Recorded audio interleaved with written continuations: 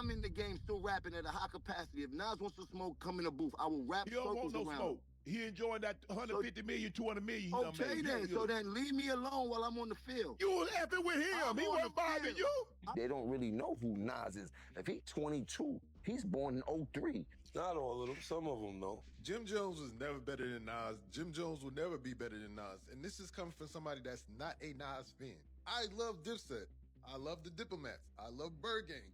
But we not about to start rewriting history because Jim Jones got confidence. Jim Jones went on Shannon Sharpe's podcast and said he's more influential than Nas. Not just relevant, more important to the culture. And the second he said that, everything shifted. 50 Cent didn't clap back with a post. He didn't name names. He just dropped an old federal transcript on Instagram and let the streets do the math. Now fans are digging up wiretaps. Old clips are resurfacing. And Jim, he's in the gym talking diss tracks, barking back like he's prepping for war in Rikers. But this isn't just about Nas, and it's definitely not just about ego. This feels like 50 reminding the industry who's really untouchable and why some people mysteriously dodged indictments. Jim might have started this to prove a point, but now he might have triggered something way bigger than music. There's a reason Jim Jones mentioning Nas always hits different, because the tension between them didn't start yesterday. This wasn't some random generational jab. Their history goes all the way back to 2002, when Nas went on a Hot 97 rant and randomly dissed Cam'ron, calling his album whack for no clear reason. That was enough to send Dipset into attack mode, and Jim Jones jumped in headfirst. From there, it got messy. Nas and Dipset were throwing shots across mixtapes. Jim, he made it personal. He threatened to smack the kufi off Nas, and kept that same energy in tracks like We Fly High and It's More Than Music. But here's where it gets more layered. Jim always loved Nas. And just 1 year ago, he wasn't saying anything bad about him. I never got to, did I ever got to see Nas? I never got to sit down and have a conversation with Nas and things like that. I had called you about it and things like that. That was like, still one of the people that I never got to have a conversation throughout my history of rap and things like that. I think I would love to have a conversation with Nas. I wouldn't know if he knows it, but Nas was one of my all-time favorite rappers coming up and things like that. I've heard you say that. Since the barbecue and things like that. Like he really put the whole dope boy rap, crack hustler, get fresh rap into perspective before anybody else. But admiration turned to shade real quick. It all flipped when Jim showed up on Fat Joe and Jadakiss's podcast, and Fat Joe decided to stir the pot. I recently saw a clip on Instagram where a young kid was comparing you to Nas and saying that you got that's my young boy. Big hits. He's wild. Yo, he looked to you. He learned how to wear the BB Simon belt from you. He got his swag. Like, how crazy is that? Because in my era, you know what I'm saying, Nas is like a god. In my era too. That alone could have been left on the timeline, but Jim wasn't done yet. He couldn't wait to elaborate on this topic. I admired Nas, but remember Nas' first record, The Barbecue, came out when I was in 11th grade. Yes. So Nas was my idol when I was young. Like you did, came to dressing, the wordplay, the music, everything. I was a superior Nas fan, period. I'd never take that away from him, but then as I got in the game, you got to realize that your rivals would be idols, and not to take anything away from that. I developed my own style and my own lane that these kids start to gravitate towards the same way I gravitated towards Nas when I was younger and things like that. It's a whole different generation. Then, out of nowhere, he dropped one of the most reckless takes in recent hip-hop memory. I came into light and started going crazy that these kids love me. They don't really know who Nas is. If he's 22, he's born in 03.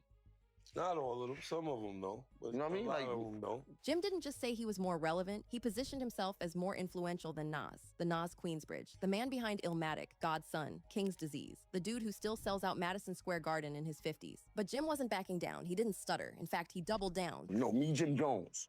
No Diplomats, no nobody else. Me, Jim Jones. Check my track record, then check everybody else's track record. Then go to the billboards and check all my entries, then check all them entries and and I'm not taking nothing away from nobody, but I hear the comparisons and then be trying to act funny when it comes. No, I've been spanking a lot of this shit about the industry. I've been putting on. That interview didn't just stir the pot, it flipped it over and lit it on fire. Before the dust even settled from that podcast, Jim popped up on a whole other platform, this time on Shannon Sharpe's Nightcap, ready to double down. Jim Jones slid onto Nightcap with Shannon and Chad Ochocinco Johnson to explain the comments, and ended up pouring more gasoline on the fire. Shannon didn't let him slide. He opened the convo by saying, Can I ask you a question, Jim? Mm-hmm. You smoke, right? Yeah. Were you smoking when you said you better than Nas? I might have been a little bit. But what he said next made fans actually pause the episode. I'm way more influential than Nas, and I don't care what nobody say. I know I made a little boo-boo when you talk about the sales and all this type of shit. I don't feel like getting into that rhetoric about where I started and where he started. Well, you said that but bullshit. listen, Nas was nice when I was in high school. When I was in 10th grade, Nas came out. Nas was dope. We appreciated him. He had a little bit run. But just when you think Jim's done comparing resumes, he pulls out one more hot take. Jim started bringing up old Dipset versus Nas beef from the early 2000s, claimed he was a superior Nas fan, but that he'd surpassed him in impact. He started deflecting by bringing up Nas' fashion influence, calling him one of the flyest ever, but kept pivoting back to one point. Nas doesn't influence the streets like he does. But Nas always came up second to Jay and DMX and all these other people. Like, Ain't no shame in that. There a lot of folks came up second to Tom Brady. He never had that type of influence on us, except for his first album. I already told you, I used to want to dress like Nas because he had a lot of fresh clothes that the hustlers used to wear, and we used to see him on TV. He had one of the illest albums of all time. And then in high school when he had the barbecue and shit like that. So I'm a real fan of Nas, but he kind of lost me after the movie Belly and shit like that. Shannon wasn't having it. Bro, you been in this thing, but lyrically, I'm gonna keep it a stack with you. Yeah, Y'all ain't epic with Nas. Look how you dress. You don't even be in the same places I be in. And the things I can be in the church house. You can't ever Nas lyrics. I don't know who told you that. Now look, I know you on that good stuff, but you're not seeing Nas. Meanwhile, Jim was so salty that he started clowning Shannon for his clothes. You got a bunch of 40 and 50-year-olds in their panties because I said I'm better than Nas. It don't matter. Look at you. Look at you. Nobody from Dipset gonna take you over Nas. Nobody from the Diplomats but you. I got. Hold on, Jim. Hold on. That shirt too. Hold on. Jim. You want to go back to I really mean it? I really mean it started. We could go back to your history, bro. But you didn't even do say that, bro. By this point, Ocho Cinco was sitting there just watching Shannon and Jim go at it. I'm still playing at a high level. Hey, you better check my record, you heard? I'm still playing at a high level.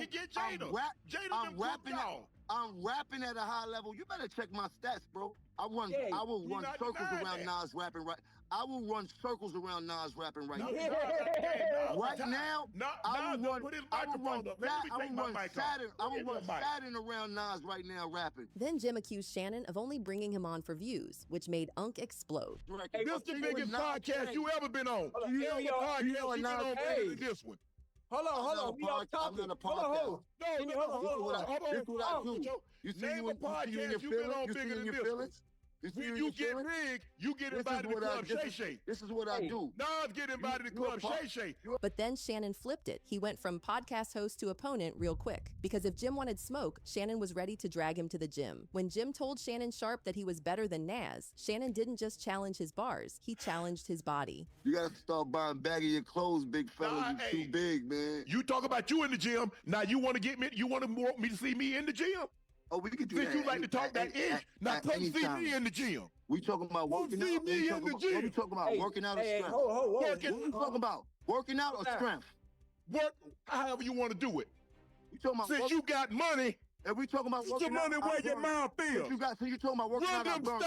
You talking about working out? I burn you. You talking about working out or strength? Because you probably can lift a lot more than me. Whatever. You're bigger than me. You're probably stronger than me. But if you talk about working out, I burn you. This ain't what you do. This ain't what you want. You are doing good when you talk about Nas and Jada. You don't want to see this. Instead of firing back at 50 directly, he tried to spin the conversation into a gym flex, challenging Shannon to a workout war, hoping to prove he's still relevant and dominant in a new arena. But while Jim was still caught up in gym theatrics, 50 had already made his move behind the scenes, and that Individual One label still sitting heavy in the background. Meanwhile, the audience was losing it in the comments. The internet was eating up the fact that a retired NFL Hall of Famer was now defending Nas like that. One fan said, Shannon did what Fat Joe and Jada should had done. Jones, you delusional. Shannon, thank you for bringing it up. And that's facts, because why were they so quiet during that interview? Meanwhile, 50 had been watching the circus unfold from the shadows, and he wasn't laughing. But just when people thought this was done being hilarious, it turned petty, because that's when fans resurfaced the clip. When it got, honestly, I can't, if it was like Jim Jones, imagine putting a pen to paper to write about him. He was so nice. He was so nice about him. How did you do that? What's the first sentence? What the fuck do you guys talk about? I'm not anxious to hear the Jim Jones diss right now. Yo, he used to have so nervous with like B.I.G., Pop, Right. even Cannabis, like Eminem, they have me like, if we go at it, man, we can go hard. You know what I'm saying? But he's Jim Jones, like, I mean, I expect you getting your money. What the fuck is that? Like, exactly, man. That's the ultimate disrespect. Jim didn't just get ignored by Nas back then, he got laughed off the stage. And in 2025, that same energy is back in circulation. But it didn't end there, because while Nas was staying quiet and Shannon was getting swole, someone else was watching everything from the shadows. As soon as 50 Cent caught wind of Jim's better than Nas claim, he didn't even blink. He just laughed, pulled out a few receipts from his bottomless petty archive, and relit one of the most controversial rumors in hip-hop history after calling Jim Individual One. That one caption had the internet howling, because if you know, Individual One isn't just a nickname. It's a federal label straight out of a Tekashi 6ix9ine wiretap. Back in 2018, during Tekashi's 9 Trey Bloods trial, prosecutors played a phone call that they claimed featured Jim Jones, who was not named in court but referred to as Individual One. In that call, someone was allegedly instructing gang members to violate Tekashi for turning his back on the set. Jim's voice was never officially confirmed in court and he was never charged. But the streets, blogs, and especially 50 never let that moment go. And now, with Jim trying to puff up on podcasts and bait Nas into battle, 50 saw the perfect opening to remind everyone that the streets still remember. He dug back into his IG vault and reposted a meme he'd once quickly deleted. The one that said, "So that's why they ain't pull him in. Say it ain't so, Jimmy." Rewind to 2019 when the Shade Room had posted an update from Tekashi's court case. A verified courtroom reporter said Tekashi named Jim Jones as a 9 Trey member. 50 couldn't resist writing. Then came the infamous video of 50 looking terrified. "I'm hiding out in Texas. Please, whatever you do, don't tell them I'm in San Antonio. Don't tell them I'm staying at the Four Seasons. Don't tell them, please, don't tell them, man, because it's just so much pressure on me right now. I don't know what to do.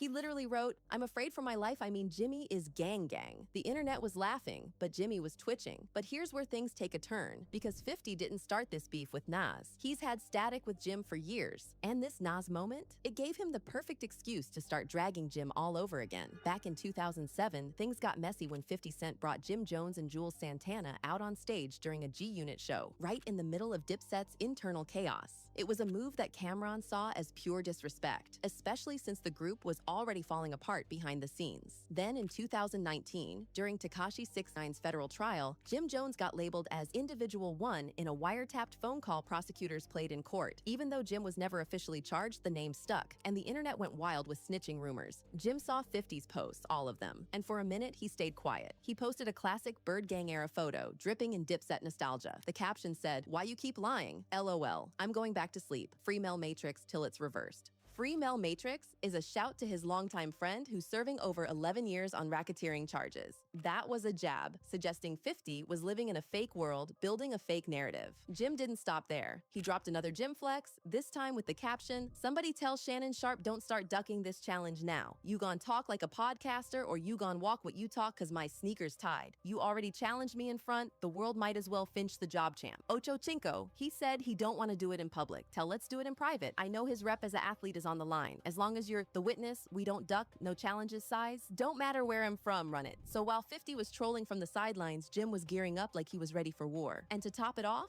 Jim also posted this, "If you 40 and up arguing with me about Nas, you already lost. Y'all fell for the bait. My streams go up every time L got viral. I'm teaching you older artists a lesson in marketing. Y'all so stuck in yesterday. Y'all mad at the way things run today, tighten up." And then his caption said it all. "I said what I said, PS. I will wrap circles around any artist from my era, whoever dare step into the booth, bring some money with you, cause this game ain't free. We outside in the field, take that as you may, but we working every day." But the craziest part, while all this was going down, Nas stayed quiet. Meanwhile, Jim's still baiting, still challenging, still calling himself more influential. So, if Nas ever did step in, this wouldn't just be a diss, it'd be a lyrical execution. But fans are calling Jim out. "Yeah, Jimmy boy, you should have never brought this up. Y'all are only 3 years apart, and Nas is just like murdering you. You asked us to look up the stats, and here they are. Like Jim Jones, like you got a couple songs. I mean, like literally, it's a couple. But we're talking about Nas. Let me show y'all Nas's last projects. Nas been getting it in since 2018. Jimmy, when the last time you put out an album? Oh, would you look at that? You have been dropping music. You've really been dropping music. But nobody's heard it. Nobody's listening, bro. Right now, Jim's still baiting, Nas is still silent, and 50 is still playing puppet master in the shadows. If that unreleased wiretap exists, Jim might have just talked himself into more than a diss, because while he's rapping and flexing, 50's been quiet, too quiet. And when 50 gets silent, that's when the bomb drops. So now the question is, will Nas step in and end this with bars? Or will 50 let the streets handle Jim and just leak the truth when it's too late to run?